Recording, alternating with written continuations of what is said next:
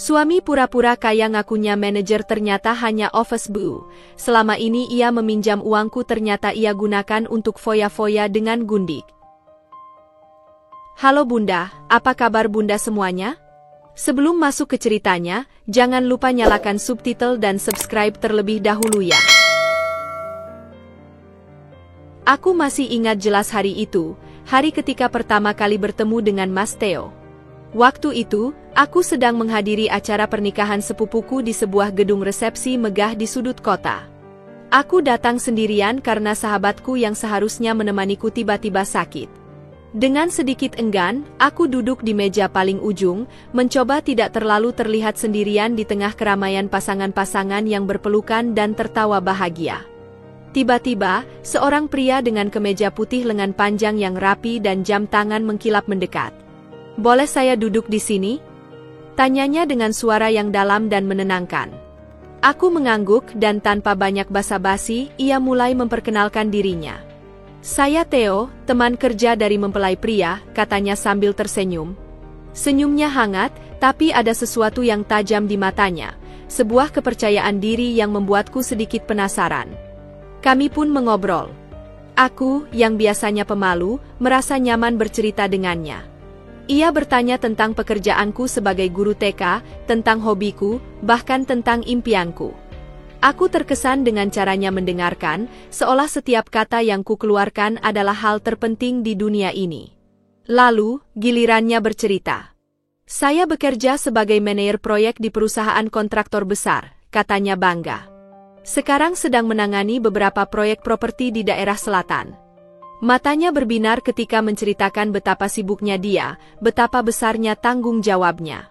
"Tapi, semua kerja keras ini akan terbayar," katanya sambil menatapku. "Suatu hari nanti, aku ingin membangun rumah impian, dengan kolam renang dan taman yang luas." Aku terpesona. Bukan hanya pada impiannya, tapi juga pada caranya berbicara, seolah dunia ada di genggamannya. Ketika acara hampir berakhir, ia memintaku menunggu sebentar. Beberapa menit kemudian, ia kembali dengan 2 gelas wine. "Untuk kita," katanya sambil menyodorkan gelas padaku. Kami bersulang, dan dalam cahaya temaram lampu gedung, aku melihat bayangan pria ambisius yang yakin akan masa depannya. Sebelum berpisah, ia mengantarku ke taksi dan menyelipkan nomor teleponnya ke tanganku. "Aku ingin bertemu lagi jika kau tidak keberatan," bisiknya. Aku mengangguk, wajahku memerah.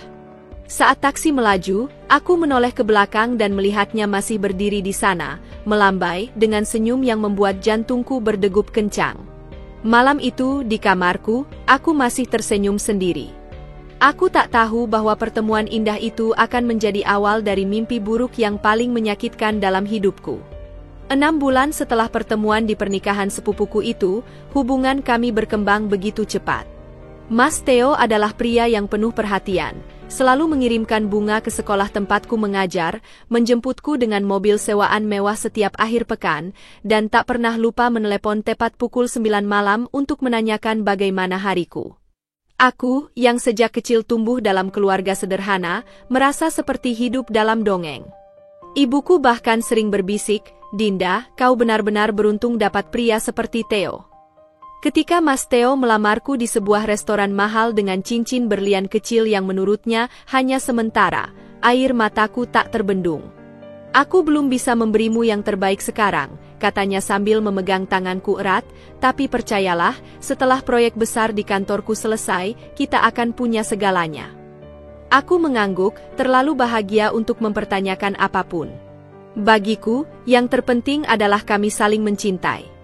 Kami memutuskan menikah dalam acara sederhana di balai desa. Meski aku tahu keluarganya tidak terlalu mampu, Mas Theo bersikeras untuk menanggung hampir semua biaya. "Aku sudah menabung untuk ini," katanya sambil tersenyum. Tapi 2 minggu sebelum hari H, ia mendatangiku dengan wajah lesu. "Ada masalah dengan proyekku," keluhnya. "Klien menunda pembayaran.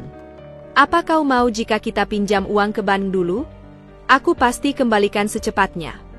Tanpa pikir panjang, aku mengeluarkan tabungan yang kukumpulkan sejak pertama kali bekerja, uang yang sebenarnya ingin kugunakan untuk membeli rumah kecil. "Ini untuk kita," kataku sambil menyerahkan buku tabungan. Ia memelukku erat, kau wanita terbaik yang pernah kutemui. Aku berjanji setelah proyek selesai, kita akan ganti semua ini dengan pernikahan ulang yang mewah. Hari pernikahan kami berlangsung indah meski sederhana. Mas Theo mengenakan setelan jas abu-abu yang menurutnya dipinjam dari temannya yang bekerja di bank. Aku dalam gaun pengantin sewaan yang masih terlihat cantik. Saat tukang foto meminta kami berpose, Mas Theo berbisik, "Lihatlah baik-baik, sayang. Suatu hari nanti, kita akan melihat foto ini dari rumah megah kita sambil tertawa mengenang masa sulit dulu." Malam pertama kami di sebuah penginapan sederhana dekat pantai. Saat aku membuka koper untuk mengambil pakaian ganti, tanpa sengaja kulihat slip gaji yang terselip di antara dokumen-dokumennya. Tertulis jelas PT Bangun Jaya dengan posisi staf kebersihan.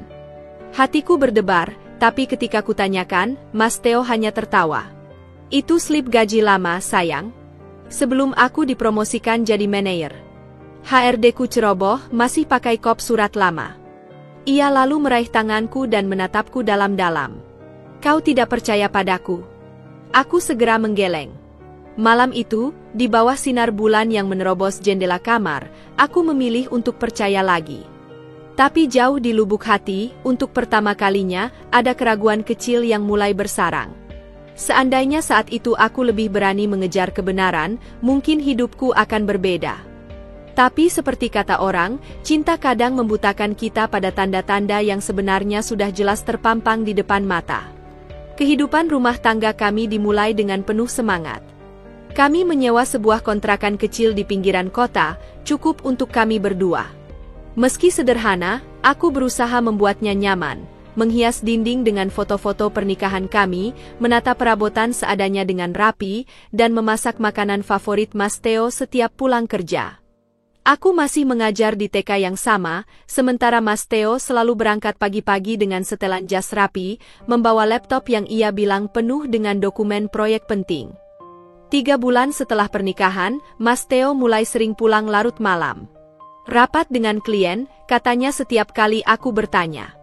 Aku mencoba memahami, tapi ada sesuatu yang menggangguku. Suatu malam, ketika ia tertidur pula setelah minum anggur, aku melihat notifikasi di ponselnya yang bergetar. Transfer Rp2.500.000 untuk Rima sudah berhasil. Jantungku berdegup kencang. Siapa Rima? Mengapa Mas Theo mengirimkan uang sebanyak itu? Keesokan harinya, dengan suara serius tapi berusaha tenang, aku menanyakan hal itu saat sarapan. Wajah Mas Theo berubah seketika. "Oh itu rekan kerjaku," katanya sambil mengaduk kopinya. "Dia sedang kesulitan, jadi aku pinjamkan uang proyek sementara. Nanti akan dikembalikan." Aku mengerutkan kening. "Tapi bukannya uang proyek harusnya dipakai untuk proyek?" tanyaku. Ia menghela napas, lalu tiba-tiba memegang tanganku. "Dint, bisnis itu tidak sesederhana itu. Kadang kita harus membantu rekan kerja dulu agar proyek lancar. Kau percaya padaku kan?" Aku mengangguk, tapi keraguan mulai menggerogoti pikiranku. Beberapa minggu kemudian, Mas Theo pulang dengan wajah pucat. "Proyek besar di kantor tertunda lagi," katanya sambil duduk di sofa dengan lesu. "Aku butuh dana tambahan untuk menutupi beberapa biaya operasional sementara. Apa kau punya tabungan lagi?" Aku terkejut. "Tabunganku sudah habis untuk pernikahan kita, Mas," jawabku pelan. Ia mengusap wajahnya, lalu tiba-tiba berlutut di hadapanku. "Aku mohon, Dint. Ini penting. Kalau proyek ini gagal, aku bisa dipecat. Coba pinjam dari teman-temanmu dulu. Aku janji akan mengembalikannya secepat mungkin, bahkan dengan bunga." Aku tertekan. Aku tidak nyaman meminjam uang, tapi melihat Mas Theo yang tampak begitu putus asa, hatiku luluh. Akhirnya, aku menghubungi sahabatku, Lina, dan meminjam sejumlah uang. "Ini untuk apa, Din?" tanya Lina penuh curiga. "Kami butuh modal usaha," jawabku cepat, terlalu malu untuk mengakui bahwa suamiku memintaku meminjam uang. Ketika uang itu kuserahkan pada Mas Theo, ia memelukku erat. "Kau menyelamatkanku, sayang. Aku tidak akan pernah melupakan kebaikanmu." Ia bahkan menangis, dan saat itu, aku yakin ia tulus. Tapi kemudian, hal aneh mulai terjadi. Uang yang ia katakan untuk biaya proyek ternyata tidak pernah ada buktinya. Setiap kali kutanyakan perkembangan proyeknya, jawabannya selalu sama, masih proses, Din. Sabar ya. Sementara itu, aku mulai sering melihat pesan-pesan singkat dari Rima di ponselnya. Kapan kita ketemu lagi? Aku kangen. Aku mencoba mengabaikannya, berpikir mungkin itu hanya gurauan rekan kerja. Hingga suatu sore, ketika aku sedang membersihkan rumah, aku menemukan struk belanja dari butik mahal di tas kerjanya. Tertulis jelas, Dress RP3, 750.000. Padahal, Mas Theo bilang uang pinjamanku dipakai untuk membayar kontraktor.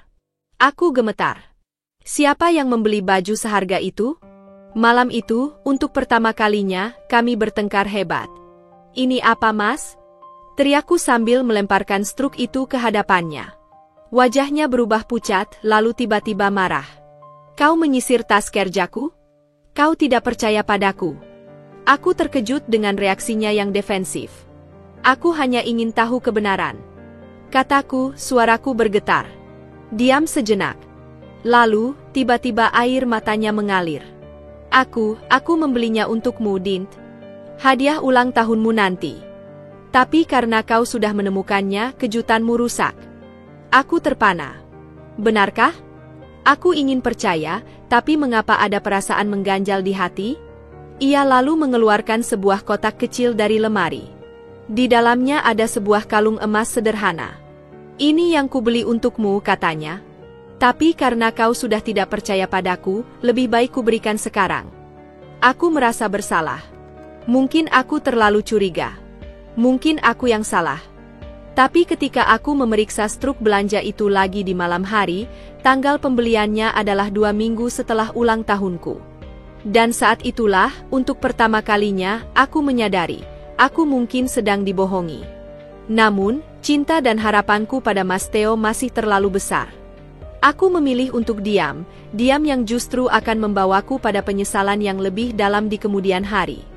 Malam itu, setelah menemukan struk belanja yang tidak sesuai, aku tidak bisa tidur. Pikiranku dipenuhi oleh pertanyaan-pertanyaan yang tidak berujung.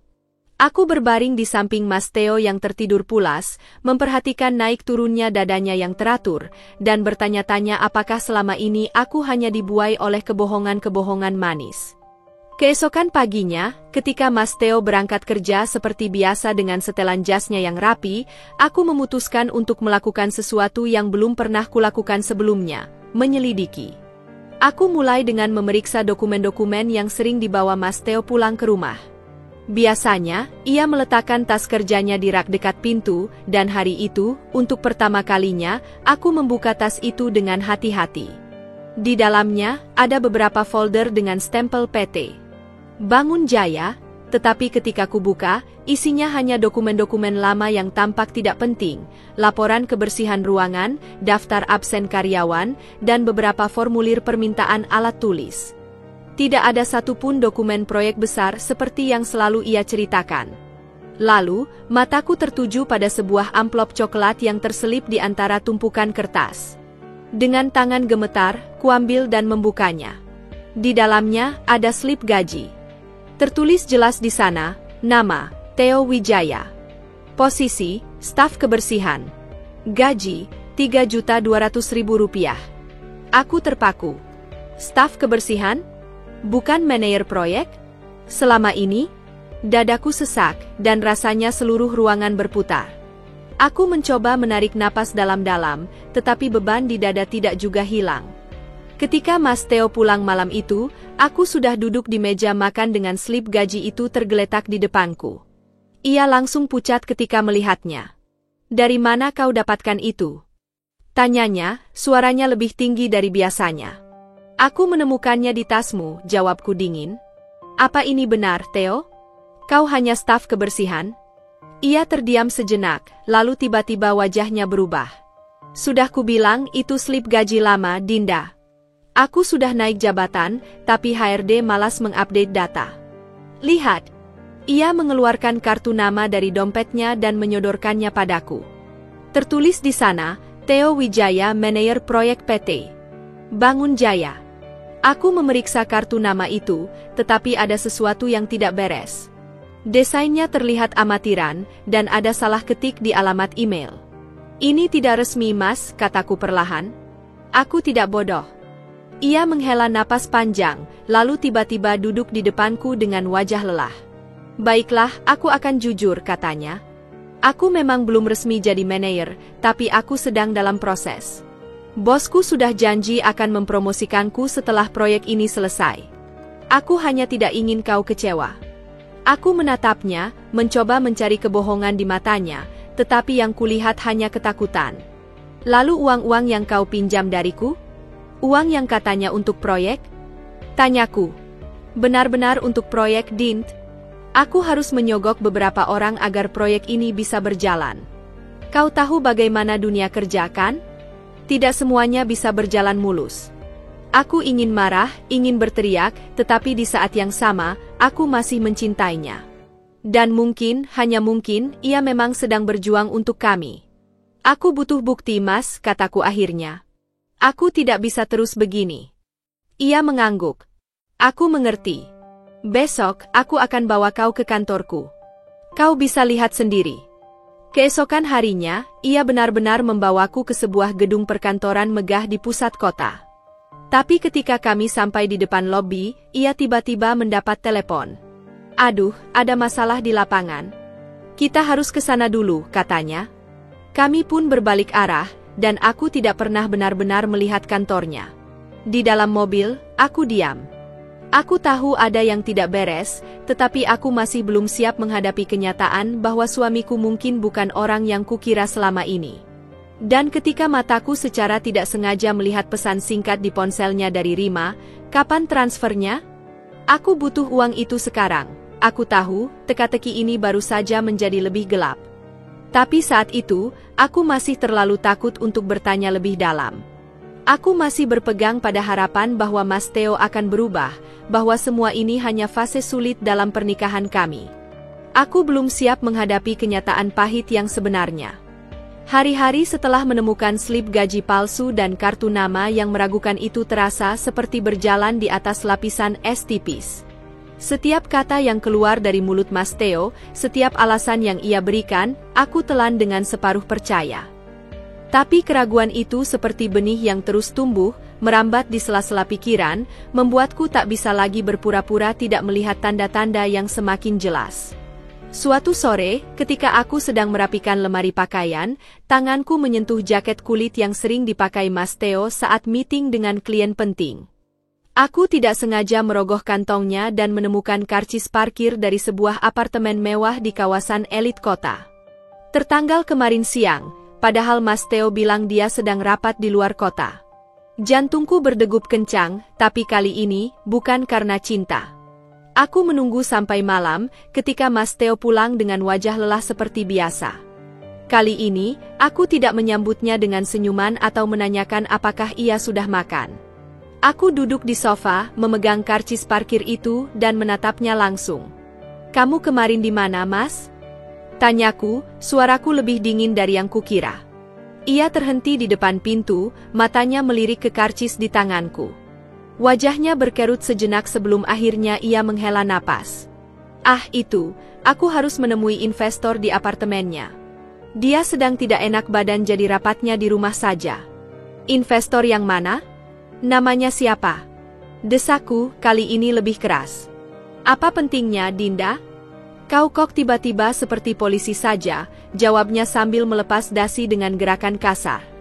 Aku berdiri, tidak mau kalah. Penting karena selama ini aku hanya diberi cerita-cerita yang tidak pernah jelas. Uangku habis untuk proyek MU, tapi aku tidak pernah melihat hasilnya. Kamu bilang meeting di luar kota, tapi parkir di apartemen ini.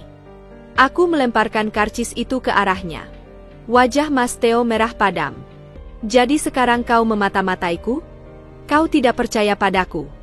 Teriaknya. Beri aku alasan untuk percaya, Theo. Tunjukkan bukti proyekmu, perkenalkan aku pada bos atau kolegamu, ajak aku ke kantormu yang sebenarnya. Suaraku mulai pecah, air mata mulai menggenang. Diam yang menyakitkan mengisi ruangan. Kemudian, dengan gerakan tiba-tiba, Mas Theo meraih tas kerjanya dan mengeluarkan sebuah laptop. Kau mau bukti? Ini. Ia membuka sebuah file presentasi berisi gambar-gambar bangunan mewah. Ini proyek yang sedang kukerjakan. Lihat sendiri. Tapi ketika kuperhatikan lebih dekat, ada yang tidak beres.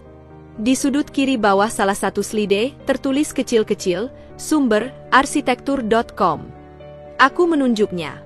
Ini hanya gambar dari internet, Mas. Wajahnya berubah. Aku melihat kilatan panik di matanya sebelum akhirnya ia menutup laptop dengan keras. Kau tidak mengerti apa-apa tentang bisnis properti. Semua developer menggunakan referensi gambar. Tapi mana kontraknya? Mana dokumen resminya? Ia menggebrak meja. Cukup. Aku lelah dengan ketidakpercayaan. Setiap hari kerja keras, pulang malah diinterogasi seperti penjahat. Aku terpaku.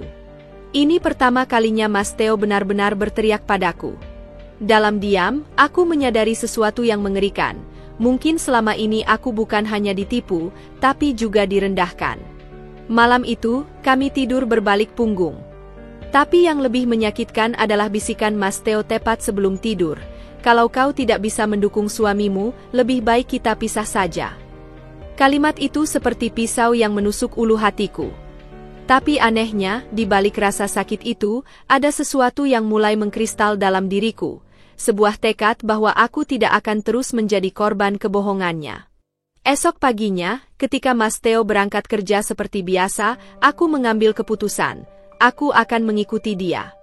Aku ingin tahu sebenarnya di mana ia bekerja, apa yang ia lakukan, dan siapa wanita bernama Rima yang terus mengiriminya pesan. Aku tidak tahu bahwa keputusan sederhana ini akan membongkar kebenaran yang lebih pahit dari yang bisa kubayangkan. Matahari belum sepenuhnya terbit ketika aku bersiap untuk mengikuti Mas Theo pagi itu. Tanganku gemetar saat mengikat tali sepatu, perutku mual karena campuran rasa bersalah dan tekad yang membara. Aku memakai jilbab dan kacamata hitam sebagai penyamaran sederhana, meski aku yakin Mas Theo tidak akan menengok ke belakang. Selama ini ia selalu berjalan dengan angkuh seolah dunia hanya miliknya sendiri. Aku menyewa ojek online untuk mengikuti mobil sewaan yang biasa ia pakai. Jantungku berdegup kencang ketika mobilnya berbelok ke arah yang tidak biasa. Bukan menuju kawasan perkantoran megah seperti yang selalu ia ceritakan, melainkan ke sebuah gedung tua di kawasan industri. Dari kejauhan, aku melihat Mas Theo parkir dan masuk ke gedung itu dengan langkah cepat. Aku menyuruh pengendara ojek berhenti di warung kopi seberang jalan. "Siapa itu, Bu? Kok ngintip-ngintip?" tanya penjaga warung sambil menyodorkan kopi. "Aku sedang menunggu saudara," jawabku terbata-bata, mata tetap tertuju ke gedung itu. 30 menit kemudian, pintu gedung terbuka dan keluarlah Mas Theo, dengan seragam biru tua bertuliskan PT Bangun Jaya di dada, membawa ember dan sapu. Kakiku lemas. Selama ini, suamiku bukan manajer proyek bergaji besar, melainkan office boy biasa. Semua ceritanya tentang rapat penting, proyek besar, dan bonus yang akan datang, semua itu kebohongan belaka. Aku pulang dengan perasaan hancur. Tapi yang lebih menyakitkan adalah telepon dari Lina siang itu. "Din, aku perlu uangku kembali. Ayahku dirawat mendadak," katanya. Aku tercekat. Uang yang kupinjam dari Lina, dan beberapa teman lainnya, sudah habis kuserahkan pada Mas Theo. Malam itu, ketika Mas Theo pulang dengan wajah lelah, aku langsung menghadapinya. "Aku tahu kau hanya office boy," kataku datar. Ia terpana, lalu wajahnya berubah merah. "Kau mengikutiku? Tidak penting bagaimana aku tahu. Yang penting, uang-uang yang kau pinjam dariku, dari teman-temanku, kau pakai untuk apa sebenarnya?" Mas Theo duduk di kursi, mengusap wajahnya. Aku sedang investasi. Ada bisnis sampingan yang..." "Jangan berbohong lagi," teriakku, suaraku pecah untuk pertama kalinya dalam pernikahan kami. "Aku sudah periksa rekeningmu." Ternyata, selama minggu-minggu penuh keraguan ini, aku diam-diam memeriksa rekening bersama yang kami buat setelah menikah. Transaksinya membuatku mual. Transfer rutin ke nomor rekening bernama Rima Sari, pembayaran hotel-hotel berbintang, bahkan tagihan restoran mewah untuk 2 orang. Wajah Mas Theo berubah pucat. Dengarkan aku, Dinda. Aku bisa menjelaskan. Tidak ada lagi yang perlu kau jelaskan, potongku sambil mengeluarkan print out transaksi bank. Uangku kau pakai untuk perempuan ini. Uang teman-temanku juga. Diam yang menyiksa mengisi ruangan. Kemudian, dengan gerakan tiba-tiba, Mas Theo berlutut. Aku salah, Dinda. Aku terjebak. Rima itu, dia mengancam akan memberitahu semuanya padamu kalau aku tidak memberinya uang. Mataku membelalak. Jadi sekarang kau menyalahkan perempuan lain. Bukan begitu. Aku terpaksa. Tangannya meraih kakiku. Aku janji akan mengembalikan semuanya. Aku akan kerja double shift. Pokoknya, sudah cukup Mas, kataku sambil melepaskan genggamannya. Besok, kau akan temui Lina dan teman-temanku yang lain. Kau akan jelaskan semuanya pada mereka. Dan kau akan mengembalikan setiap rupiah, bahkan jika harus menjual semua barang berhargamu. Aku berbalik menuju kamar, tapi tangannya menarik lenganku dengan kasar. Jangan sok suci, Dinda. Kau pikir dengan gajimu yang kecil itu kita bisa hidup layak? Aku melakukan ini untuk kita. Seketika itu juga, sesuatu dalam diriku patah. Aku melihat wajah asli suamiku, bukan lagi pria tampan yang kukenal di pernikahan sepupu, bukan pula suami penyayang yang selalu menjanjikan masa depan cerah, melainkan seorang lelaki pengecut yang tidak mau bertanggung jawab. Malam itu, untuk pertama kalinya, aku tidur di kamar tamu. Dan ketika fajar menyingsing, aku membuat keputusan yang sudah lama tertunda. Aku akan menyelidiki siapa sebenarnya Rima ini, dan mendapatkan semua bukti kebohongan Mas Theo. Tapi yang tidak kusadari adalah, permainan kucing dan tikus ini akan membawaku pada bahaya yang tidak terduga. Sejak malam konfrontasi itu, rumah kami berubah menjadi medan perang dingin. Mas Theo tetap pergi kerja setiap pagi dengan seragam office bunya yang kini tak lagi ia sembunyikan, sementara aku mengumpulkan sisa-sisa keberanian untuk menyelidiki kehidupan gandanya. Setiap kali teleponnya berdering, mataku langsung tertuju pada layar ponselnya, berharap bisa menangkap petunjuk tentang siapa sebenarnya Rima. Suatu sore, ketika Mas Theo mandi, ponselnya bergetar lagi. Dengan hati berdebar, aku mengintip pesan singkat yang muncul di layar. Aku hamil. Kita perlu bicara. Dadaku sesak. Hamil? Jadi selama ini bukan hanya sekadar perselingkuhan, tapi mereka sudah memiliki hubungan yang sedemikian dalam? Aku menatap kamar mandi, air masih mengalir, dan dengan gerakan cepat, aku membuka galeri fotonya. Di folder tersembunyi, aku menemukan puluhan foto Mas Theo dan seorang perempuan cantik dengan rambut panjang terurai, di restoran, di hotel, bahkan di sebuah apartemen yang tampak mewah. Perempuan itu pasti Rima. Yang membuatku mual, di beberapa foto mereka terlihat mesra seperti pasangan suami istri, dengan Mas Theo memeluknya dari belakang sambil mencium pipinya. Foto-foto itu tertanggal bulan-bulan terakhir, saat ia masih meminjam uangku untuk proyek. Aku menyimpan beberapa foto itu ke ponselku, lalu tiba-tiba sebuah ide muncul. Aku mencari nama Rima di media sosial. Tidak sulit menemukannya. Akun Instagramnya terbuka, dipenuhi foto-foto gaya hidup mewah, makan di restoran Jepang mahal, belanja di butik ternama, bahkan liburan ke Bali. Yang membuatku ingin muntah, di salah satu fotonya yang diunggah 2 bulan lalu, terlihat tangan seorang pria memegang bahunya. Tangan itu memakai jam tangan yang sangat kukenal, jam pemberian ayahku pada Mas Theo saat pertunangan kami. Aku hampir tidak menyadari bahwa air mata sudah mengalir deras di pipiku ketika Mas Theo keluar dari kamar mandi. Ia langsung menyadari ada yang tidak beres. Kau lihat apa? Tanyanya dengan suara tegang. Aku mengangkat ponselku, menunjukkannya foto mereka berdua. Ini proyekmu yang selama ini kau bicarakan? Ini yang kau danai dengan uangku? Wajahnya berubah pucat, lalu merah padam. Kau menyusup ke ponselku? Kau gila. Ia mencoba merebut ponsel dariku, tapi aku menghindar. Kau yang gila, Theo. Kau menghamburkan uangku untuk perempuan ini sementara aku harus meminjam dari teman-teman. Dan sekarang dia hamil? Kau tahu berapa banyak air mata yang sudah kuhabiskan untuk percaya padamu. Ia terdiam sejenak, lalu tiba-tiba tertawa getir. Ya, Rima hamil. Tapi setidaknya dia tidak pelit seperti kau. Dia mengerti kebutuhanku, tidak seperti kau yang selalu hitung-hitungan. Setiap kata seperti pisau yang menancap di dadaku. Aku tidak menyangka kebencian bisa sebesar ini. Kalau begitu pergilah dengan dia. Tapi kau akan kembalikan setiap rupiah yang kau curi dariku. Curi? Ia melangkah mendekat, matanya berapi-api. Uang itu kau berikan dengan sukarela. Tidak ada bukti itu pinjaman. Aku gemetar, tapi tidak mundur. Oh, aku punya bukti. Setiap transferku catat. Dan sekarang aku juga punya bukti perselingkuhanmu. Aku mengacungkan ponselku. Seketika itu juga, ekspresinya berubah. Dinda, sayang, kita bisa bicara baik-baik? Tangannya mencoba meraihku, tapi aku mundur. Jangan sentuh aku. Teriakku. Aku akan temui Rima sendiri. Aku ingin mendengar ceritanya langsung. Wajahnya panik. Jangan. Dia bukan tipe perempuan yang bisa kau hadapi begitu saja. Itu yang membuatku penasaran. Siapa sebenarnya Rima ini? Keesokan harinya, ketika Mas Theo berangkat kerja, aku mencari alamat Rima. Dari foto-foto Instagramnya, aku mengenali apartemennya, sebuah apartemen mewah di kawasan segitiga emas. Dengan tekad bulat, aku pergi ke sana. Tapi yang kutemukan di sana bukanlah perempuan simpanan yang kuharapkan. Rima ternyata seorang janda kaya pemilik beberapa butik. Dan ketika ku konfrontasi di lobi apartemennya, jawabannya membuatku terpana. Theo? Dia bilang sudah cerai denganmu sejak 3 bulan setelah menikah.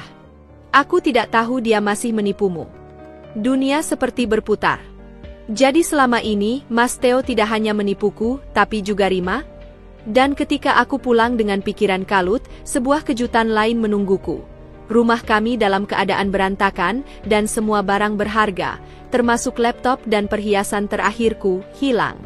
Di meja makan, ada secarik nota dari Mas Theo. Maaf, Dint. Aku harus pergi dulu. Rima mengancam akan melaporkanku ke polisi kalau tidak menikahinya. Aku akan kembalikan uangmu suatu hari nanti. Aku tertawa getir membaca itu. Tertawa sampai akhirnya aku menangis di lantai yang dingin, menyadari bahwa aku bukan hanya dikhianati, tapi juga dirampok oleh suami sendiri. Tapi di balik air mata itu, sesuatu yang lebih keras mulai mengkristal, kemarahan yang akan mengubahku dari korban menjadi pejuang. Aku akan mengejar Mas Theo, tidak hanya untuk uangku, tapi juga untuk keadilan. Dan Rima? Perempuan itu mungkin juga korban. Atau mungkin ia bagian dari permainan besar ini. Aku harus mencari tahu. 3 hari setelah kepergian Mas Theo, aku seperti hidup dalam mimpi buruk yang tak kunjung usai. Rumah yang dulu kami bangun bersama kini terasa hampa, hanya diisi oleh bayang-bayang kebohongan dan pengkhianatan. Setiap sudut mengingatkanku pada kepolosan yang telah ia manfaatkan. Foto pernikahan di dinding, baju tidurnya yang masih tergantung di belakang pintu kamar, bahkan aroma kopi kesukaannya yang masih menyengat di dapur. Aku duduk di lantai kamar tamu, menatap dokumen-dokumen yang berhasil kukumpulkan sebagai bukti. Catatan transfer bank, screenshot percakapan mesra antara Mas Theo dan Rima, foto-foto mereka berdua, serta slip gaji palsu yang menjadi awal keraguan.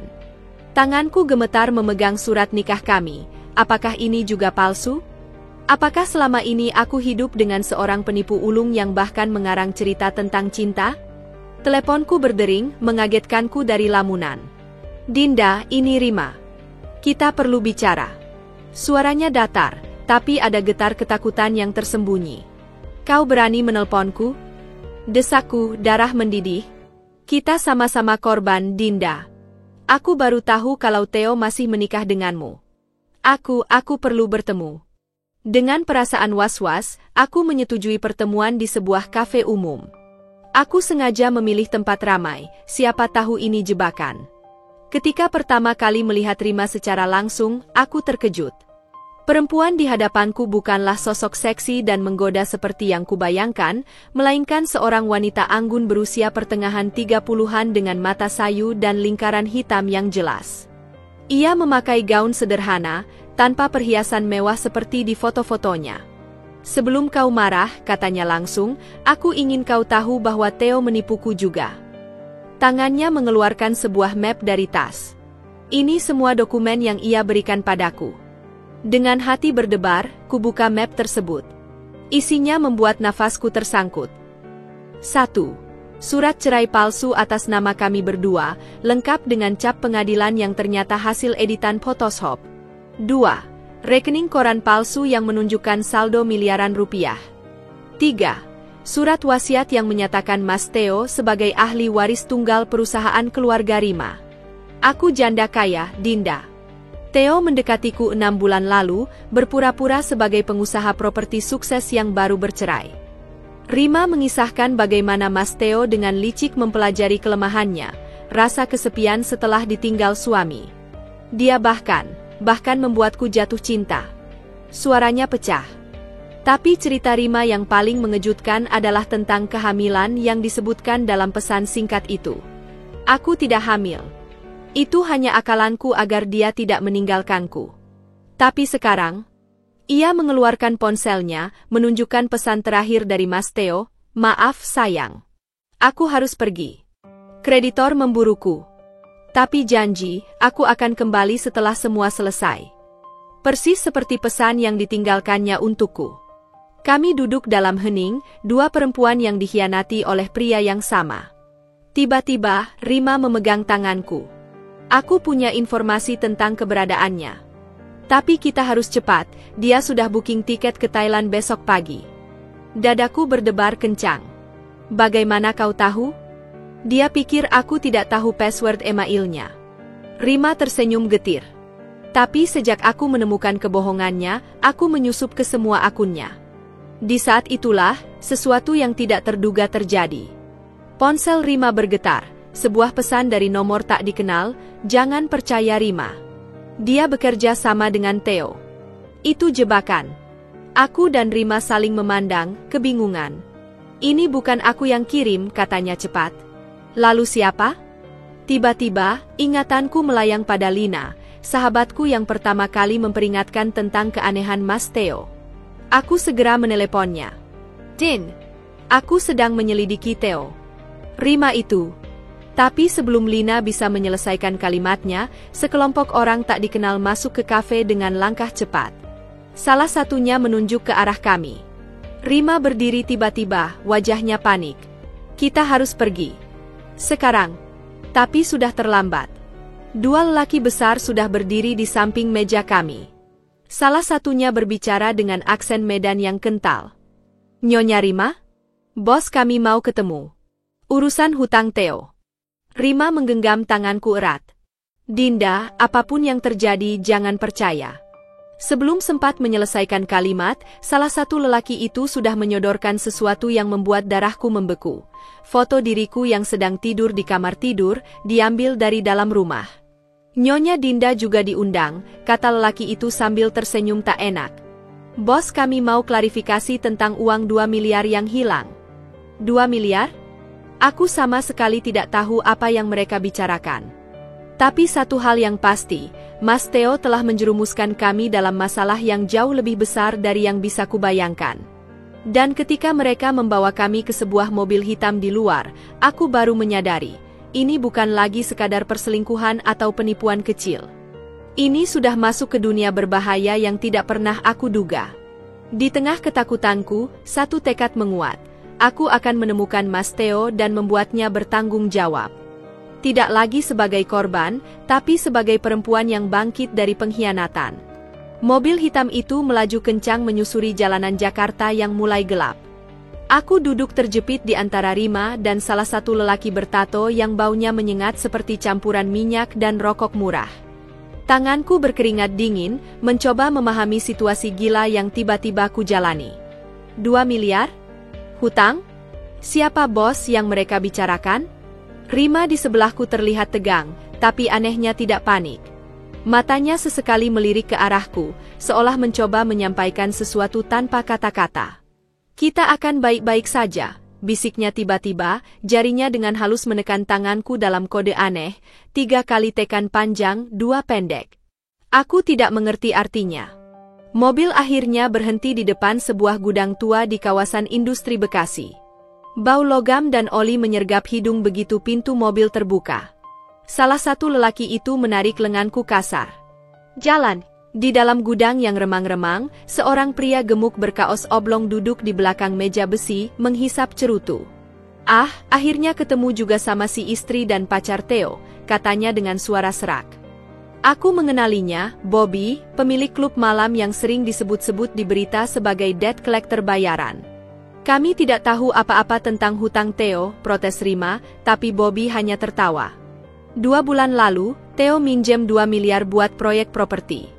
Jaminannya surat kepemilikan apartemen di SCBD. Bobby melemparkan setumpuk dokumen ke meja. Ternyata suratnya palsu. Apartemen itu punya orang Singapura. Aku ternganga. Theo tidak punya apartemen. Tahu kenapa aku percaya? Bobby menyela. Karena dia kasih video tur apartemen itu. Dengan kalian berdua sebagai istri dan pacar yang tinggal di sana. Dia mengeluarkan sebuah tablet dan memutar video. Aku hampir tidak percaya dengan apa yang kulihat. Aku dan Rima muncul dalam video itu, berpura-pura sedang minum anggur di balkon apartemen mewah. Padahal aku tidak pernah ke tempat itu. "Ini rekayasa," teriak Rima. Bobby mengangguk. "Theo pakai teknologi deepfake. Wajah kalian ditempel ke video orang lain." Pikiranku berputar kencang. Jadi selama ini, Mas Theo tidak hanya menipu kami, tapi juga menggunakan wajah kami untuk penipuan yang lebih besar? Tiba-tiba, ponsel Bobby berdering. Wajahnya berubah setelah mendengar sesuatu. "Kalian beruntung," geramnya setelah menutup telepon. "Theo baru saja transfer 500 juta sebagai uang muka. Dia minta waktu 2 minggu untuk sisanya." Aku dan Rima saling memandang. "Dari mana Mas Theo mendapatkan uang sebanyak itu?" Bobby berdiri. "Kalian boleh pulang." Tapi, ia mengeluarkan 2 lembar kertas dari laci. "Ini surat pengakuan hutang. Tanda tangan saja. Untuk jaga-jaga kalau Theo kabur." Ketika aku menolak, salah satu anak buahnya mengancam. "Kita udah tahu alamat rumah ibu. Dan sekolah tempat ibu mengajar." Darahku membeku. Mereka sudah mengintai. Dengan tangan gemetar, aku terpaksa menandatangani. Di perjalanan pulang, Rima tiba-tiba menarikku ke sebuah warung kopi. "Aku tahu di mana Theo," bisiknya. "Dia ada di rumah kontrakan ibuku di Depok. Aku pasang GPS di tasnya sejak minggu lalu." "Apa kau gila? Setelah semua ini, kau masih mau menemuinya?" Rima mengeluarkan sebuah flash disk dari dalam branya. "Ini bukti semua kejahatannya. Tapi kita butuh pengakuan langsung darinya. Aku sudah atur semuanya." Mata Rima berbinar dengan tekad yang mengkhawatirkan. "Besok malam, aku akan mengundangnya makan. Kau sembunyi di kamar, rekam setiap ucapannya." Aku ragu. Ini terlalu berisiko. Tapi Bobby tadi sudah mengancam nyawaku. Aku terjepit. "Kenapa kau membantuku?" Tanyaku curiga. Rima menarik napas panjang. "Karena aku baru tahu Theo punya korban lain sebelum kita. Seorang wanita di Bandung sampai gila karena ditipu modus sama persis. Malam itu, di rumah kosong yang dulu kami sebut rumah tangga, aku memandangi pisau dapur di genggamanku. Satu sisi ingin membalas dendam, sisi lain ingin melarikan diri. Tapi ketika mataku menangkap foto pernikahan kami di meja, sesuatu dalam diriku mengeras. Aku tidak akan jadi korban lagi. Besok malam, aku akan hadapi Mas Theo dan akhiri semua ini." Tapi rencanaku berubah drastis ketika esok paginya, sepupuku menelepon dengan berita mengejutkan. "Dint, aku lihat Theo di Bandara Soekarno-Hatta. Dia mau terbang ke Singapura." Panggilan dari sepupuku itu seperti petir di siang bolong. Tanpa pikir panjang, aku langsung menelpon Rima, tanganku gemetar hingga 3 kali salah memencet nomor. "Theo mau kabur ke Singapura. Sekarang juga," teriakku begitu teleponnya tersambung. "Tenang, aku sudah punya rencana," jawab Rima dengan suara dingin yang membuatku merinding. "Aku tahu nomor penerbangannya. Dia terbang pukul 13.40 dengan Garuda. Aku akan ke bandara sekarang, kamu tetap di rumah dan bersiaplah." "Bersiap untuk apa?" "Rima, jangan nekat." Tapi dia sudah menutup telepon. Aku berdiri di tengah ruang tamu yang berantakan, jantung berdebar kencang. Setiap detik terasa berharga. Tanpa berpikir panjang, aku mengambil tas kecil dan mengisinya dengan dokumen-dokumen penting. KTP, KK, surat nikah, serta flash disk berisi bukti penipuan Mas Theo yang kubawa dari pertemuan dengan Bobby. Tanganku tergesa-gesa saat melemparkan beberapa potong pakaian ke dalam tas, ketika tiba-tiba teleponku berdering lagi. Ini Lina. Dinda, aku baru saja dapat info dari temanku yang kerja di imigrasi. Theo sudah daftar sebagai buronan penipuan. Polisi sedang menyiapkan penangkapan di bandara. Polisi? Tapi aku belum melaporkannya. Bukan kamu yang lapor. Rima. Tadi pagi dia ke Polda Metro Jaya dengan pengacaranya. Aku terpaku. Jadi Rima sudah bertindak lebih dulu? Kenapa dia tidak memberitahuku? Tanpa buang waktu lagi, aku menyetir mobil butut pemberian orang tuaku ke Bandara Suta. Sepanjang jalan, pikiranku dipenuhi oleh gambaran tentang apa yang akan terjadi. Aku ingin melihat wajah Mas Theo ketika ia menyadari permainannya sudah berakhir. Aku ingin dia tahu bahwa aku bukan lagi Dinda yang polos dan mudah ditipu. Bandara Suta ramai seperti biasa ketika aku tiba pukul 12.30. Mataku langsung mencari-cari Rima di antara kerumunan penumpang, tapi tidak menemukannya. Aku mencoba menelponnya lagi, tapi sudah masuk voicemail. Dengan napas memburu, aku menuju ke check-in counter Garuda. Dari kejauhan, aku melihat sekelompok orang berpakaian preman berdiri di dekat pintu masuk imigrasi. Salah satunya adalah Bobby, debt collector yang kami temui kemarin. Apa yang mereka lakukan di sini? Tiba-tiba, dari arah berlawanan, aku melihat sosok yang sangat kukenal, Mas Theo. Dia mengenakan kacamata hitam dan topi baseball, mendorong troli bagasi dengan santai seolah tidak ada masalah. Darahku mendidih melihat sikapnya yang masih percaya diri itu. Aku melangkah mendekat, tapi tiba-tiba seseorang menarik lenganku dari belakang. "Jangan dulu," bisik Rima. Aku terkejut, ternyata dia sudah ada di belakangku selama ini. "Kita harus..." "Diam," potongnya tajam. "Lihat itu." Dia menunjuk ke arah sekelompok polisi berseragam yang baru saja masuk dari pintu darurat. Mereka sudah siap menangkapnya. Tapi kita perlu pastikan dia tidak kabur. Mas Theo sekarang sedang mengantri di imigrasi. Aku bisa melihat bagaimana dia sesekali menoleh ke belakang, wajahnya tegang. Ketika tiba gilirannya, petugas imigrasi memeriksa paspornya lebih lama dari biasanya. Dan kemudian semuanya terjadi begitu cepat. Petugas itu mengangguk pada seseorang di belakang Mas Theo. Dua polisi mendekat dengan cepat. "Bapak Theo Wijaya?" tanya salah satunya dengan suara lantang. Wajah Mas Theo berubah pucat. "Ada apa ini?" "Kami dari Polda Metro Jaya. Bapak ditahan atas tuduhan penipuan dan pemalsuan dokumen." Suara Mas Theo tiba-tiba tinggi dan panik. "Ini salah paham. Aku tidak..." Dia tidak sempat menyelesaikan kalimatnya karena tiba-tiba Bobby dan anak buahnya mendekat. "Theo, mana uangku?" teriak Bobby. Kekacauan pun terjadi. Mas Theo berusaha lari, tapi polisi sudah menahan lengannya. Bobby menarik tubuh Mas Theo dari arah lain. Penumpang lain berhamburan menjauh sambil berteriak-teriak. Dan di tengah keributan itu, aku berdiri kaku, menyaksikan suamiku yang dulu kukagumi sekarang berubah menjadi pengecut yang meronta-ronta seperti tikus terjepit. Tiba-tiba, matanya menatap lurus ke arahku. Ada kilatan pengakuan, lalu kebencian di sana. "Dinda, kau yang melakukan ini?" teriaknya sambil mencoba melepaskan diri. Aku tidak menjawab. Aku hanya berdiri di tempat, merasakan betapa getirnya keadilan ini. Polisi akhirnya berhasil memborgolnya. Ketika mereka membawa Mas Theo pergi, dia masih terus memandangku dengan mata penuh dendam. "Kau akan menyesal. Aku tidak akan tinggal diam." Rima memegang bahuku. "Sudah selesai," bisiknya. Tapi aku tahu ini belum selesai. Masih ada sidang, masih ada proses hukum, masih ada hutang-hutang yang harus diselesaikan. Dan yang paling penting, masih ada luka di hatiku yang butuh waktu lama untuk sembuh. Ketika polisi membawa Mas Theo melewati kami, tiba-tiba dia berteriak pada Rima, "Kau pikir menang? Tunggu saja Rima. Aku tahu rahasiamu." Wajah Rima berubah pucat. Aku memandangnya heran, tapi dia cepat-cepat memalingkan muka. Di luar bandara, ketika kami berjalan menuju tempat parkir, Rima tiba-tiba berkata, "Kita tidak akan bertemu lagi setelah ini. Semua bukti sudah kuberikan ke polisi. Bobby juga tidak akan mengganggumu lagi. Aku sudah melunasi sebagian hutang Theo." Tunggu. Apa maksud Theo tadi? Rahasia apa yang? Rima sudah masuk ke mobilnya dan melaju pergi sebelum aku sempat menyelesaikan pertanyaanku. Aku berdiri sendiri di depan bandara, tubuhku lemas seperti kain lap basah.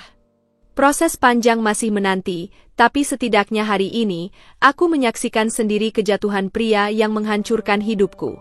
Dan ketika aku menyalakan mobil untuk pulang, untuk pertama kalinya dalam berbulan-bulan, aku merasa bisa bernapas lega. 2 minggu setelah penangkapan Mas Theo, hidupku berjalan dalam ritme yang aneh. Setiap pagi aku masih terbangun dengan perasaan cemas, lalu teringat bahwa suamiku kini mendekam di sel tahanan. Rumah yang dulu penuh kebohongan sekarang terasa sunyi, hanya diisi oleh suara kicauan burung di halaman dan dering telepon dari pengacara atau polisi yang meminta keteranganku. Suatu sore, ketika aku sedang menyortir barang-barang Mas Theo untuk disumbangkan, tanganku menyentuh sebuah kotak sepatu tua yang tersembunyi di dasar lemari. Di dalamnya, terdapat sebuah buku catatan kecil dan beberapa surat-surat penting. Aku membuka halaman pertama buku itu, dan yang kulihat membuat darahku membeku. Daftar target proyek cinta. Dengan tangan gemetar, aku membalik halaman demi halaman. Buku itu berisi catatan detail tentang perempuan-perempuan yang menjadi korban penipuan Mas Theo, lengkap dengan nama, alamat, pekerjaan, dan bahkan kelemahan psikologis mereka. Ada Rima, ada namaku, dan setidaknya 5 nama lain yang tidak kukenal. Tapi yang paling mengerikan adalah halaman terakhir, sebuah daftar berjudul pencapaian, dengan tabel-tabel berisi jumlah uang yang berhasil diperas dari masing-masing korban. Di samping namaku tertulis, total, 327 juta rupiah, belum termasuk perhiasan dan pinjaman dari teman-temannya. Aku terjatuh ke lantai, buku itu terlepas dari genggamanku. Selama ini, aku bukan sekadar istri yang dikhianati, tapi sebuah proyek yang direncanakan dengan matang sejak awal. Setiap kata manis, setiap pelukan, bahkan mungkin setiap air mata yang ia tampakkan, semua itu hanyalah skenario yang dipentaskan oleh seorang penipu profesional. Teleponku berdering, mengagetkanku. "Ibu Dinda? Ini Bribtu Andi dari Polda Metro Jaya. Kami menemukan barang bukti baru dalam laptop Theo Wijaya. Apakah ibu bersedia datang ke Polda besok?" Suaranya terdengar aneh, seolah ada sesuatu yang tidak ia ungkapkan. "Barang bukti apa?" Tanyaku penuh curiga. "Kami menemukan video-video pribadi ibu. Dan beberapa korban lainnya." Dadaku sesak. "Video apa lagi?" "Aku teringat ancaman Mas Theo di bandara, aku tahu rahasiamu." Apakah ini yang ia maksud? Keesokan harinya, dengan perasaan was-was, aku datang ke Polda Metro Jaya. Ruang penyidik penuh dengan papan buletin yang dipenuhi foto-foto bukti kasus Mas Theo. Salah satu yang langsung menarik perhatianku adalah foto Rima dengan seorang pria tua. Ternyata ia adalah istri ketiga dari seorang pengusaha kaya yang sudah meninggal. "Kami menemukan skema yang lebih besar," kata penyidik sambil menunjukkan sebuah diagram alir. "Theo bukan bekerja sendirian. Dia bagian dari sindikat penipuan berkedok jodoh online. Tapi yang paling menghancurkanku adalah ketika mereka memperlihatkan beberapa video dari laptop Mas Theo. Ada rekaman hidden kamera di kamar tidur kami, di kamar mandi, bahkan saat aku sedang berganti pakaian. Video-video itu ternyata dijual di dark web ke para kolektor. Kami juga menemukan ini," kata penyidik sambil mengeluarkan sebuah polis asuransi jiwa atas namaku dengan Mas Theo sebagai ahli waris. Nilainya mencapai 2 miliar rupiah. Aku merasa ingin muntah. Jadi bukan hanya uangku yang ia incar, tapi juga nyawaku? Ketika aku sedang menandatangani beberapa dokumen, tiba-tiba seorang petugas bergegas masuk. "Pak, kami baru dapat info dari kejaksaan.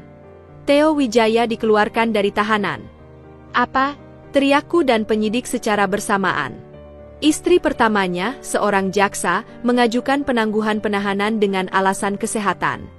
Dia mengaku masih sah secara hukum sebagai istri karena tidak pernah bercerai secara resmi. "Istri pertama? Sah secara hukum? Artinya, pernikahanku dengan Mas Theo tidak sah? Dunia seperti berputar. Aku memegang meja untuk menahan tubuhku yang lemas. Selama ini aku hidup dengan seorang pria yang bahkan tidak sah menjadi suamiku? Petugas itu melanjutkan, dan ada kabar buruk lagi, Theo menghilang 1 jam setelah dibebaskan. Kami menduga dia sudah menyiapkan jalan untuk kabur ke luar negeri. Aku terduduk lemas di kursi. Semua ini seperti cerita horor yang tidak ada habisnya. Setiap kali aku pikir sudah menemukan dasar lubang, ternyata masih ada lagi yang lebih dalam. Ketika aku pulang ke rumah yang terasa semakin asing, sebuah paket misterius menungguku di teras. Di dalamnya ada sebuah ponsel lama dan catatan singkat. Putar video di folder pelajaran. Jangan percaya polisi. Mereka sudah dibayar. Dengan jari gemetar, aku menyalakan ponsel itu dan membuka folder yang dimaksud. Video yang muncul membuatku nyaris pingsan. Rekaman Rima sedang berbicara dengan Mas Theo, merencanakan penipuan terhadapku. Tapi yang lebih mengejutkan adalah percakapan mereka tentang seseorang bernama Pak Jaksa. Ternyata Rima adalah keponakan dari istri pertama Mas Theo. Selama ini, Rima bukan korban. Dia adalah bagian dari skema besar untuk menjebakku. Dan sekarang, Mas Theo bebas. Malam itu, untuk pertama kalinya sejak semua ini mulai, aku benar-benar sendirian. Tidak ada Rima, tidak ada polisi yang bisa dipercaya, tidak ada siapapun. Tapi di tengah keputusasaan, sesuatu dalam diriku bangkit. Jika mereka pikir aku akan tetap menjadi korban yang ketakutan, mereka salah besar. Aku mengambil ponselku dan mulai mengetik pesan kepada satu-satunya orang yang masih bisa kupercaya, Lina. Aku butuh bantuanmu. Aku akan menangkap Theo sendiri. Pesan yang kukirim pada Lina ternyata memicu serangkaian peristiwa yang tak terduga. Malam itu juga, ia muncul di depan rumahku dengan wajah pucat dan mata berkaca-kaca, membawa sebuah map tebal berisi dokumen-dokumen. Aku sudah menyelidiki latar belakang Theo sejak lama, katanya begitu masuk ke ruang tamu, suaranya bergetar antara marah dan khawatir. Dia bukan sekadar penipu biasa, Din. Dia bagian dari jaringan yang jauh lebih besar. Lina mengeluarkan foto-foto lama dari dalam map tersebut. Foto pernikahan Mas Theo dengan istri pertamanya, seorang wanita berwajah dingin dengan tatapan seperti elang. Ini Ratna Wijaya, jaksa tinggi yang membebaskannya tadi. Mereka menikah 10 tahun lalu, tapi tidak pernah bercerai secara resmi karena alasan politis. Jarinya menunjuk ke foto lain yang lebih mengerikan. Theo berdiri di samping seorang pria bertato naga di leher. Ini Bobby, debt collector yang mengancammu. Mereka ternyata saudara sepupu. Aku menggigit bibir sampai nyaris berdarah. Jadi semua ini adalah jebakan dari awal? Bahkan Rima, debt collector, sampai polisi yang menanganinya, semua terlibat dalam permainan besar ini? Ada satu hal lagi, Lina menurunkan suaranya, mataku melirik ke jendela seolah takut ada yang menguping. Theo tidak kabur ke luar negeri. Dia bersembunyi di Villa Ratna di Puncak. Aku dapat info ini dari temanku yang bekerja di pengadilan. Mendengar itu, tubuhku bergidik. Villa di Puncak, tempat yang sering disebut-sebut Mas Theo sebagai milik klien ketika ia pulang dengan bau parfum wanita dan bercak lipstik di kemejanya. Selama ini, mungkin ia justru pulang ke istrinya yang sah. Lina memegang erat tanganku. Kau harus pergi dari sini, Din. Sekarang juga. Mereka pasti akan kembali untukmu, baik untuk membungkammu maupun memerasmu lebih jauh. Malam itu, di bawah cahaya lampu temaram, kami menyusun rencana pelarian. Aku akan pura-pura bunuh diri dengan meninggalkan surat wasiat palsu dan beberapa barang pribadi di tepi pantai. Sementara Lina akan mengantarku ke rumah saudaranya di Yogyakarta yang tidak tercatat dalam dokumen manapun. Bawa ini, Lina menyodorkan sebuah tas kecil berisi uang tunai, ponsel baru, dan KTP palsu. Juga, jangan hubungi siapapun, termasuk keluargamu, setidaknya selama 6 bulan. Ketika fajar menyingsing, aku berdiri di depan rumah yang dulu kupanggil rumah tangga, membawa satu koper kecil berisi barang-barang paling penting. Aku menyapu pandangan terakhir ke setiap sudut, meja makan tempat kami pernah berbagi cerita, sofa tempat ia pertama kali menciumku, kamar tidur tempat semua kebohongan itu terjadi. Tiba-tiba, mataku menangkap foto pernikahan kami di meja rias. Dengan gerakan dingin, kuambil bingkainya dan memasukkannya ke dalam tas. Ini akan menjadi pengingat, bukan tentang cinta yang hilang, tapi tentang kebodohanku yang hampir merenggut nyawaku. Perjalanan ke Yogyakarta memakan waktu 12 jam dengan berbagai moda transportasi, taksi, bus antar kota, bahkan ojek online di beberapa titik. Lina sengaja memilih rute berbelit untuk memastikan kami tidak diikuti. Ketika kami akhirnya tiba di sebuah rumah kecil di pinggiran Yogyakarta, badanku lemas seperti kain basah. "Ini rumah sederhana, tapi aman," kata Lina sambil membukakan pintu. "Nenekku dulu yang punya. Tidak ada yang tahu hubungan kita." Malam pertama di tempat baru itu, aku terbangun terengah-engah oleh mimpi buruk. Bayangan Mas Theo berdiri di tepi tempat tidur dengan pisau di tangan. Keringat dingin membasahi seluruh tubuhku. Di keheningan malam, aku merangkul lutut dan menangis sepuas-puasnya. Tangisan yang selama ini kutahan demi menjaga image istri kuat, tangisan yang seharusnya keluar sejak pertama kali aku menemukan slip gaji palsunya. Di pagi hari, Lina memberikanku koran lokal dari Jakarta. Di halaman depan, ada foto rumah kosongku dengan judul besar, "Istri buronan penipu ditemukan meninggal dunia." Aku terkejut membaca artikel itu, ternyata Lina sudah menyiapkan segalanya dengan sangat detail. Bahkan ada foto tas dan sepatuku yang sengaja ditinggal di tebing pantai Pelabuhan Ratu.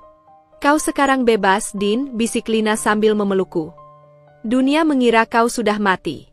Gunakan identitas barumu dan mulailah hidup baru." Tapi di balik pelukan itu, aku tahu satu hal. Aku tidak akan pernah benar-benar bebas sampai Mas Theo dan seluruh jaringannya jatuh. Dan untuk itu, aku harus menjadi orang lain, seseorang yang lebih kuat, lebih cerdas, dan lebih kejam dari mereka semua. 6 bulan berlalu sejak dunia mengira Dinda telah tiada. Di sebuah losmen kecil di lereng Gunung Merapi, seorang perempuan bernama Dian kini menjalani rutinitas baru sebagai asisten apoteker. Rambut panjangnya yang dulu terurai kini dipotong sebahu dengan warna pirang kecoklatan, mata sipitnya yang khas kini tertutup lensa kontak berwarna coklat muda. Bahkan cara berjalannya pun berubah, lebih tegas, lebih cepat, tanpa sisa keraguan yang dulu sering menghantuinya. Suatu pagi, ketika sedang menyortir obat-obatan di apotek, tangannya tergesa-gesa meraih remote televisi begitu mendengar nama Theo Wijaya disebut dalam berita pagi. Terduga pelaku penipuan berjamaah dengan modus pernikahan kembali ditangkap di kawasan Puncak setelah sempat dibebaskan. Polisi menyita dokumen-dokumen penting terkait jaringan penipuan yang diduga melibatkan oknum penegak hukum. Gambar di layar menunjukkan Mas Theo yang kini jauh lebih kurus, wajahnya tertunduk lesu dengan tangan terborgol erat. Di sebelahnya, seorang wanita berjas jaksa, Ratna, istri sahnya, juga dalam keadaan diborgol. Jari Dian gemetar memegang botol obat yang hampir terjatuh. Tanpa sadar, air matanya menetes membasahi masker wajah yang selalu ia kenakan di tempat kerja. "Kamu kenal mereka?" tanya pemilik apotek, Pak Sastro, dari belakangnya. "Dulu," jawabnya singkat sambil cepat-cepat mengusap air mata. "Dulu sekali." Malam itu, di kamar losmennya yang sempit, Dian membuka laptop butut pemberian Lina. Dengan koneksi internet yang tersendat, ia menyusuri berbagai portal berita untuk mengetahui detail kasus tersebut. Ternyata, setelah kematianku, tekanan publik terhadap kasus Theo meningkat drastis. Seorang jurnalis investigasi berhasil melacak aliran dana yang melibatkan tidak hanya Ratna, tapi juga beberapa oknum kepolisian dan pegawai bank. Skandal itu begitu besar hingga Komisi Pemberantasan Korupsi turun tangan. Namun yang paling mengejutkan adalah keterlibatan Rima dalam menjatuhkan Theo. Dalam sebuah wawancara eksklusif, mantan simpanan Theo itu mengaku sebagai whistleblower yang memberikan bukti-bukti penting kepada penyidik. "Saya korban juga," kata Rima di televisi dengan wajah pucat. "Setelah mengetahui ada korban jiwa, saya tidak bisa diam lagi." Dian terkekeh getir menyaksikan drama itu. Rima yang dulu menjadi kaki tangan Theo, kini berbalik menjadi pahlawan? Ada sesuatu yang tidak beres. Pikiran itu terbukti ketika sebuah pesan aneh masuk ke email rahasianya. "Dia tahu kau masih hidup. Kabur sekarang." Darahnya membeku. Lina tidak pernah berbicara dengan gaya seperti itu. Siapa yang sebenarnya mengirim pesan ini? Dengan gerakan cepat, ia mengemasi tas kecil berisi uang tunai, paspor palsu, dan beberapa barang penting. Tepat saat akan keluar, pintu kamarnya terbanting terbuka. Di depan pintu berdiri Rima dengan senyum dingin, diiringi dua lelaki bertato yang tak asing lagi. "Selamat malam Dinda," sapa Rima manis. "Atau harus kupanggil Dian sekarang?" Laptop di tempat tidur tiba-tiba menyala dengan sendirinya, menampilkan rekaman CCTV losmen ini yang ternyata sudah disadap. "Jangan salahkan aku," lanjut Rima sambil mengeluarkan pistol kecil dari tasnya. "Theo memang penipu ulung, tapi dia lupa satu hal. Istri pertama dan aku punya jaringan yang lebih besar darinya." Kaki Dian lemas. Ia baru menyadari permainan besar yang sebenarnya. Theo mungkin hanya pion dalam pertarungan kekuasaan yang lebih kejam. Dan kini, dengan pistol mengarah ke dahinya, mantan Dinda itu menyadari satu kebenaran pahit. Karma mungkin datang untuk Theo, tapi nasibnya sendiri masih menggantung di ujung peluru. Senapan yang diarahkan ke dahiku terasa dingin, tapi yang lebih dingin adalah senyum di wajah Rima. Matanya yang dulu kupikir penuh penyesalan, kini berkilat dengan kepuasan seorang pemburu yang akhirnya menangkap mangsanya. "Kau pikir aku akan membiarkanmu menikmati hidup baru sementara aku harus bersembunyi?" bisik Rima dengan suara seperti pisau yang mengiris. "Setelah semua yang kau lakukan?" Aku mengerutkan kening. Apa yang ia maksud? Akulah yang seharusnya menuntut balas padanya. Salah satu lelaki bertato itu menggeledah tas kecilku, mengeluarkan paspor palsu dan uang tunai. "Cukup untuk kabur ke luar negeri," gerutnya, lalu melemparkan sebuah bungkusan kecil pada Rima. Rima membukanya dengan satu tangan, tangan lainnya masih mantap memegang senapan. Isinya membuatku tercekat, foto-foto Theo dan Ratna di ruang pengadilan, kliping berita tentang kematianku, dan foto Lina yang sedang diinterogasi di sebuah ruang gelap. "Lina!" teriakku, berusaha meraih foto itu, tapi Rima menyeringai. "Oh, jangan khawatir tentang sahabatmu. Dia masih hidup untuk sementara." Jantungku berdebar kencang. Selama ini, kupikir Rima hanya korban seperti diriku. Tapi ternyata, dialah dalang dari semua ini. "Kau bekerja untuk Ratna," bisikku, menyatukan kepingan-kepingan teka-teki. Rima tertawa, suara yang dulu kupikir merdu, kini terdengar seperti dentang lonceng kematian. "Salah, Ratna bekerja untukku." Dengan gerakan teatrikal, ia menggeser kerah bajunya, memperlihatkan tato kecil berbentuk mahkota di atas tulang selangkanya. "Aku pewaris sah bisnis keluarga Bobby. Theo hanya alat untuk menjaring korban, termasuk kau dan Ratna." Aku ternganga. Jadi selama ini, Rima adalah otak dari seluruh operasi?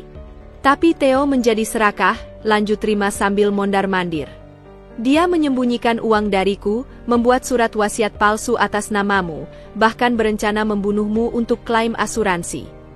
Tiba-tiba, ia berhenti dan menatapku tajam. "Padahal itu hakku. Kaulah yang merusak segala sesuatunya dengan bunuh diri palsumu."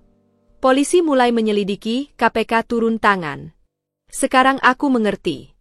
Kematianku yang palsu justru memicu runtuhnya seluruh jaringan mereka. Rima mengangkat senapannya lagi. "Tapi semua akan berakhir malam ini. Aku akan membawa mayatmu ke hadapan Theo sebagai bukti, lalu menembaknya karena berusaha melarikan diri." Kisah yang sempurna, bukan? Di saat itulah, tiba-tiba lampu padam. Suara pecah kaca memecah keheningan, diikuti teriakan salah satu lelaki bertato. Aku mendengar Rima mengutuk sebelum suara tembakan menggema di kegelapan. Seseorang menarik lenganku dengan kasar. "Lari!" Suara itu familiar, suara Lina.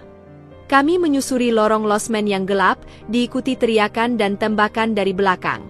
Lina mendorongku ke sebuah mobil yang sudah menyala. "Jangan tanya apa-apa sekarang," perintahnya sambil membanting pintu. Mobil melaju kencang meninggalkan losmen, tapi bukan ke arah kota. Lina membawaku masuk ke hutan. "Lina, apa yang?" "Diam," potongnya.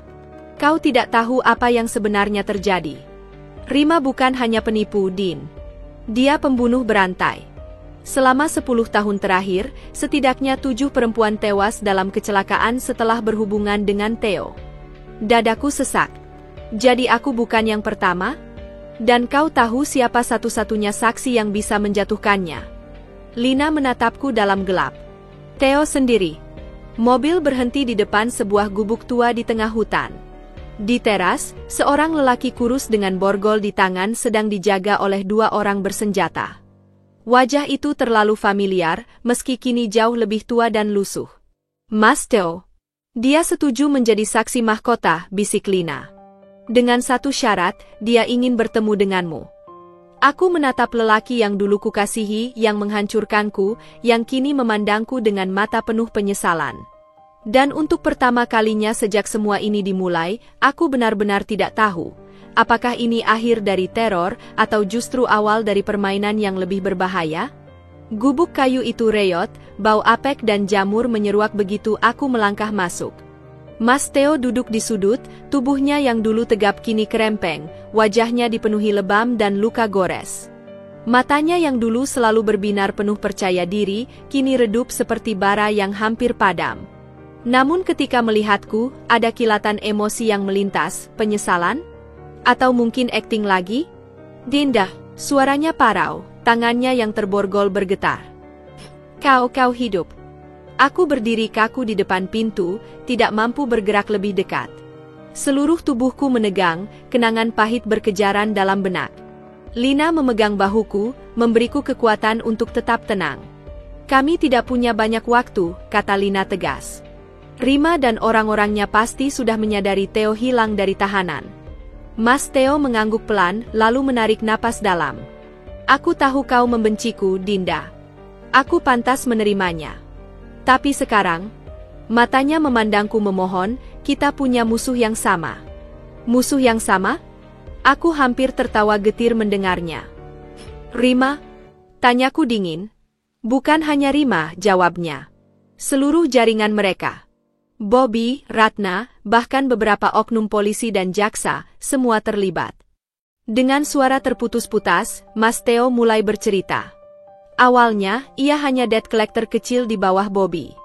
Namun karena pintar berbicara dan berpenampilan menarik, ia dipromosikan menjadi pemikat, orang yang bertugas mendekati target perempuan kaya. Tapi aku melampaui batas, ia mengakui. Aku mulai menyimpan sebagian uang untukku sendiri, membuat surat wasiat palsu. Lina menyodorkan secangkir air. Setelah meneguknya, Mas Theo melanjutkan, ketika kau bunuh diri, seluruh rencana mereka berantakan. Rima marah karena uang asuransi jiwa tidak bisa dicairkan. Bobby kehilangan kepercayaan dari atasannya. Aku memotong, lalu kenapa kau bersedia menjadi saksi sekarang? Wajahnya berkerut. Karena mereka berencana membunuhku di penjara. Ratna, istri pertamaku, ternyata sudah lama menjadi kaki tangan Rima. Pernikahan kami hanya kedok untuk operasi pemerasan.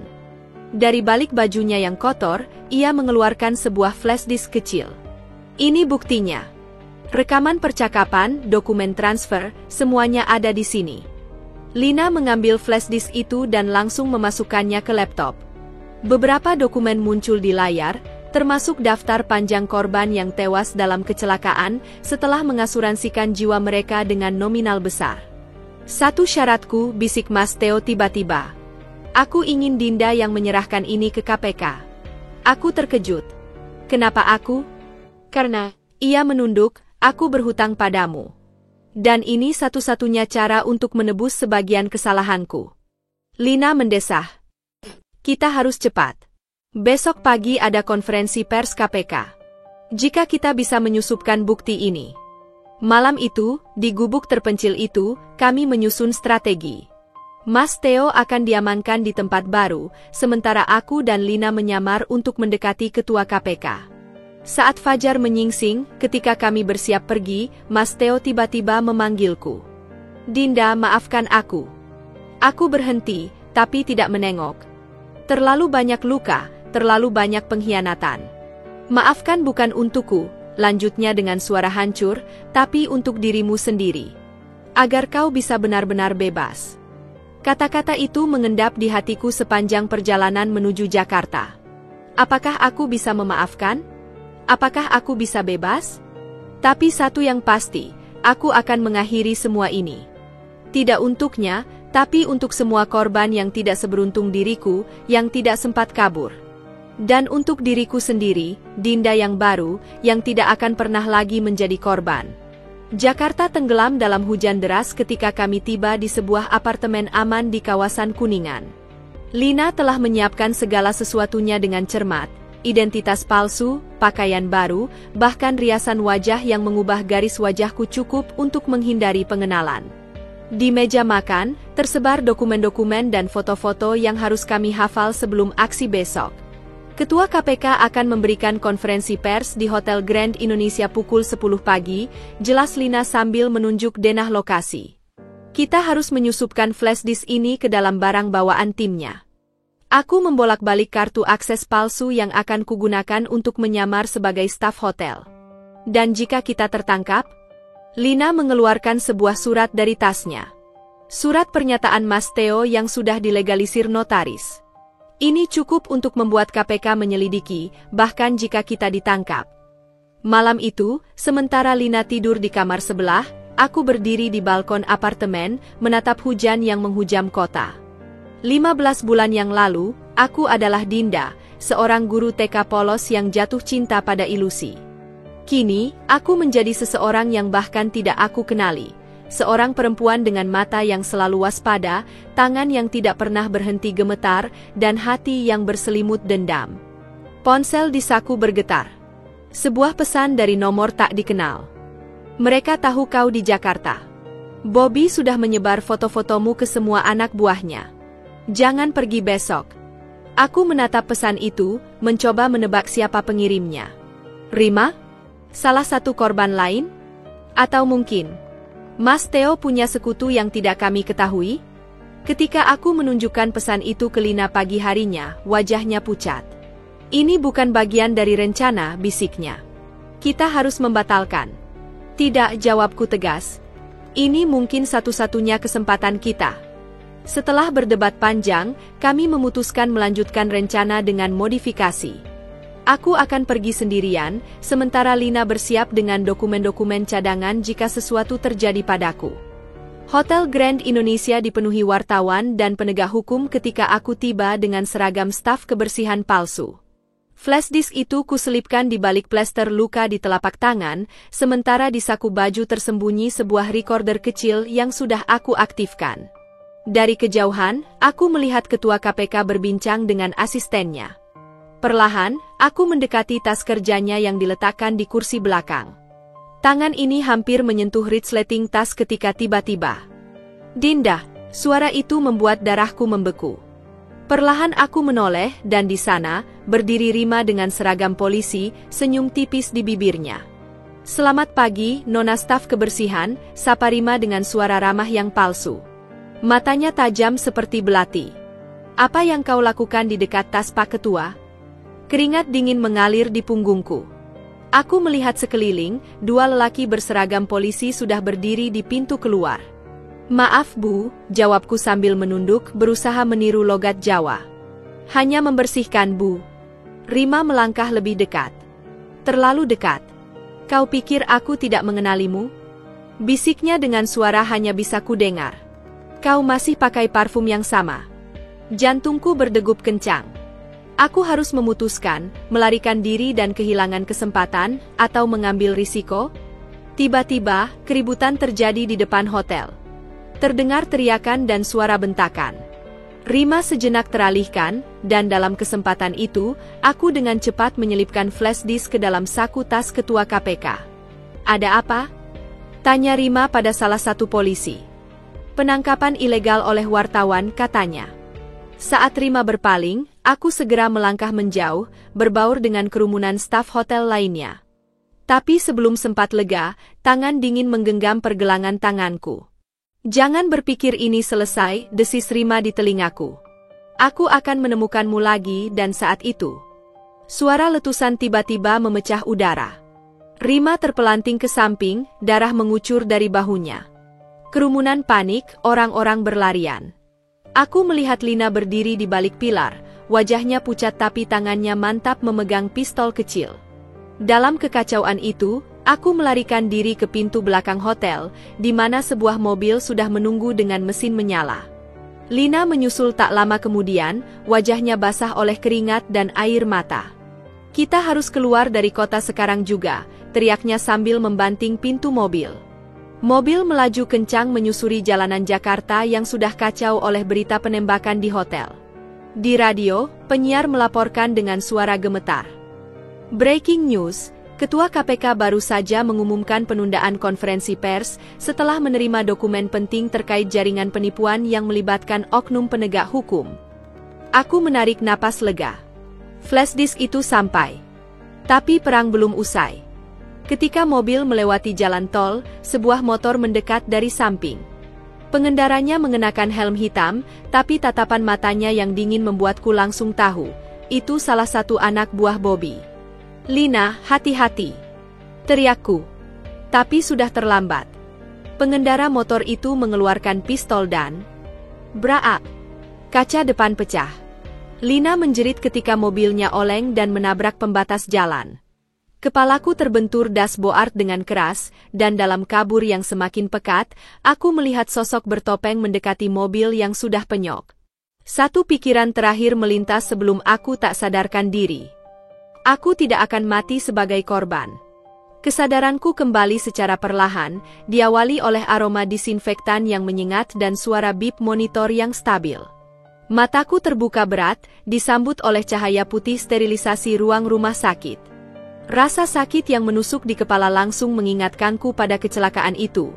Lina, motor yang mendekat, dan tembakan yang menghancurkan kaca depan. "Selamat pagi, Nona Dian." Seorang perawat dengan senyum lembut mendekati tempat tidurku. "Kami sudah menghubungi keluarga Anda." "Dian," aku mengernyitkan dahi, lalu teringat identitas bariku. Tubuhku masih lemas, tapi pikiran sudah mulai jernih. "Teman saya, Lina." Wajah perawat berubah masam. "Ia di ruang ICU. Kondisi kritis." Dadaiku sesak. Lina, satu-satunya orang yang tetap berada di sisiku, mungkin akan pergi selamanya. Tiba-tiba, televisi di sudut ruangan mencuri perhatianku. Berita pagi sedang menyiarkan liputan langsung. Skandal besar terungkap, jaringan penipuan berkedok pernikahan ternyata melibatkan oknum polisi dan jaksa. Ketua KPK, ini hanya awal dari operasi pembersihan. Gambar di layar berganti ke rekaman penggerebekan sebuah villa mewah di Puncak. Polisi mengeluarkan Rima dengan tangan terborgol, wajahnya tertutup jaket.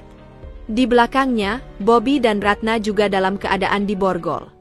Tapi yang membuatku tercekat adalah sosok di ujung layar. Mas Theo, mengenakan rompi saksi, sedang berbicara dengan jaksa. Perawat itu mengikuti arah pandangku. "Hebat ya, polisi akhirnya menangkap sindikat itu. Katanya ada saksi kunci yang bersedia membongkar semuanya." Aku mengangguk pelan, tak mampu berkata-kata. Flash disk itu berhasil sampai. Rencana kami berhasil. 3 hari kemudian, ketika kondisiku sudah cukup stabil, seorang pengunjung tak terduga datang. Seorang penyidik KPK muda bernama Bribtu Andi, yang dulu pernah menanganiku saat melaporkan Mas Theo. "Ibu Dinda," bisiknya, memastikan tidak ada yang mendengar. "Kami menemukan semua bukti di flash disk itu." Theo bersaksi bahwa Rima adalah otak utama, sementara Ratna dan Bobby mengendalikan jaringan dari belakang. Dia duduk di samping tempat tidurku, menceritakan bagaimana kasus ini menjadi prioritas nasional. "Tapi ada satu masalah, Theo meminta untuk bertemu Anda sebelum sidang utama." Aku menatapnya tak percaya. "Untuk apa?" Katanya, "Untuk menyerahkan sesuatu yang hanya boleh diberikan langsung pada Anda." Awalnya aku menolak. Bertemu lagi dengan Mas Theo adalah hal terakhir yang kuinginkan. Tapi rasa penasaran dan mungkin sedikit penutupan akhirnya membuatku setuju. Pertemuan itu diatur di ruang khusus pengadilan. Mas Theo sudah menunggu dengan seragam tahanan oranye, wajahnya lebih tua dari yang kuingat. Ketika melihatku, matanya berkaca-kaca. "Dinda," gumannya, tangannya gemetar. "Aku tidak berharap kau mau datang." Aku duduk di seberangnya, menjaga jarak. "Apa yang kau ingin berikan padaku?" Dia mengeluarkan sebuah amplop coklat dari sakunya. Ini surat pengakuan lengkap atas semua kejahatanku. Dan dia menunduk, sertifikat tanah atas nama ibumu yang dulu kucuri. Tanganku gemetar mengambil amplop itu. Ibuku. Selama ini aku tidak tahu bahwa tanah warisan satu-satunya itu sudah lama hilang. Kenapa sekarang? Tanyaku, suaraku lebih getir dari yang kurencanakan. Karena dia menarik napas dalam, aku ingin satu hal yang tulus dalam hidupku sebelum menghadapi hukuman. Dan itu adalah meminta maaf padamu. Air matanya jatuh, tapi aku sudah tidak bisa lagi membedakan mana yang nyata dan mana yang akting. Aku berdiri, mengambil amplop itu. Maaf tidak cukup, Theo. Tapi terima kasih untuk ini. Ketika aku berbalik pergi, dia memanggilku untuk terakhir kali. Dinda. Apa kau pernah benar-benar mencintaiku? Aku berhenti, tanpa menoleh. Aku mencintai ilusimu. Dan itu lebih menyakitkan. 6 bulan kemudian, aku berdiri di depan sebuah TK kecil di Yogyakarta, memandangi anak-anak yang berlarian di halaman. Lina selamat dari kecelakaan itu, meski harus menggunakan kursi roda untuk sementara waktu. Rima, Bobby, dan Ratna divonis penjara seumur hidup. Sedangkan Mas Theo mendapat 15 tahun penjara setelah menjadi saksi kunci. Tanah ibuku sudah kukembalikan, dan dengan uang kompensasi dari negara, kubuka usaha kecil-kecilan, toko buku dan kafe di dekat kampus. Kadang, di sore yang sunyi, aku masih terbangun dari mimpi buruk tentang masa lalu.